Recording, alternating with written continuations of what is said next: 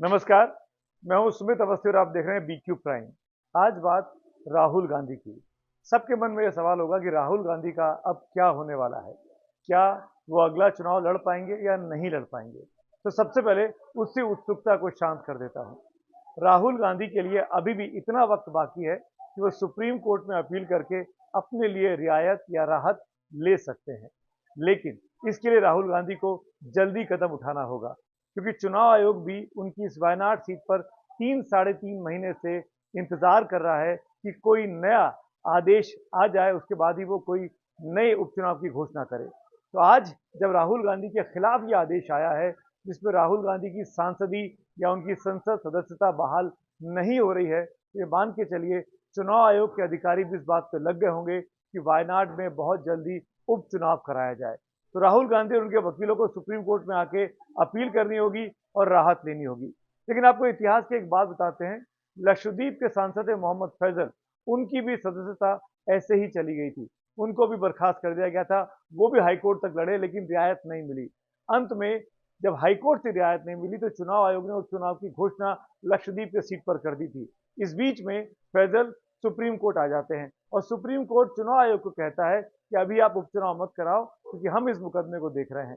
और वहां supreme court में फैजल को राहत मिल जाती है, पर अंततः लोकसभा के अध्यक्ष को उनकी सदस्यता बहाल करनी पड़ती है और मोहम्मद फैजल एनसीपी के सांसद आज भी लोकसभा के सदस्य बने हुए हैं। वो एक तरीका है राहुल गांधी को अपनी राहत लेने का। एक इंपॉर्टेंट बात जो इस चीज में हमको समझनी चाहिए वो ये कि राहुल गांधी पर भारतीय जनता पार्टी ने इस फैसले के आने के बाद बहुत ही गंभीर और बड़े हमले किए हैं।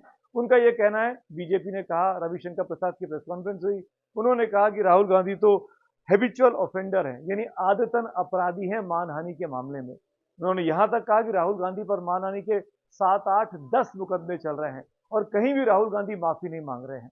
यही बात एज इट इज कोर्ट के आदेश में भी की गई है कि आप पर कई सारे मामले चल रहे हैं और जो सेशंस कोर्ट का फैसला था उसमें कोई भी गड़बड़ी नहीं थी, सजा कोई बदलने की जरूरत नहीं है, ये हाई कोर्ट ने कहा है। इसीलिए राहुल गांधी के लिए ये मुसीबत का वक्त है। अब सवाल ये उठता है कि राहुल गांधी जो कानूनी लड़ाई लड़ेंगे वो तो लड़ेंगे ही। कांग्रेस पार्टी के नेता जयराम रमेश और प्रियंका गांधी वाड्रा सब ट्वीट कर राहुल गांधी के फेवर में बोल रहे हैं। लेकिन इसका एक दूसरा पहलू है राजनीतिक लड़ाई का, और उसमें राहुल गांधी को समर्थन मिल रहा है अपने विपक्षी दलों के साथियों के साथ। कई लोगों ने राहुल गांधी के खिलाफ आए इस फैसले पर राहुल के लिए उनके समर्थन में ट्वीट किया है, उनके समर्थन में बयान दिया है। उससे यह लग रहा है कि राहुल गांधी को विपक्षी एकता की एक ताकत महसूस हो रही होगी। मैं ये इसलिए भी कह रहा हूं कि विपक्ष के बहुत से ऐसे नेता हैं जो एजेंसीज के दबाव में कह रहे हैं कि सरकार के दबाव में एजेंसीज काम करती हैं और उन पर मुकदमे डाले जा रहे हैं, चाहे वो ममता बनर्जी हो, चाहे अभिषेक हो, चाहे अरविंद केजरीवाल की पार्टी हो, चाहे एनसीपी हो, बहुत से, आप चाहे तेजस्वी यादव हो, आप किसी का भी नाम ले सकते हैं। तो ये एक मुद्दा हो सकता है विपक्षी एकता का, जो बात बीजेपी के नेता खुद प्रधानमंत्री मोदी कहते रहे कि जो काम खुद नहीं कर पाए वो एजेंसियों ने कर दिया, कि सब लोग एक साथ एक मंच पर आकर बैठ गए हैं।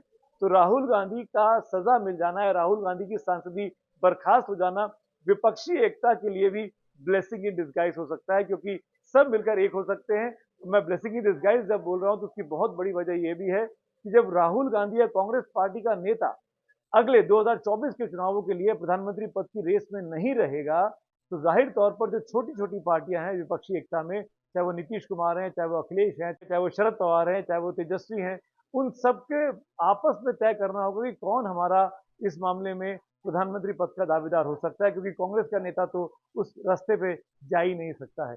इसीलिए विपक्षी एकता के लिए भी ये राहुल गांधी की सजा मिलना ब्लेसिंग इन डिस्गाइज के तौर पर देखा जा रहा है। पर ये मामला यहां पर खत्म नहीं हो रहा है। इंतजार करिए, अंतिम फैसला सुप्रीम कोर्ट से आएगा।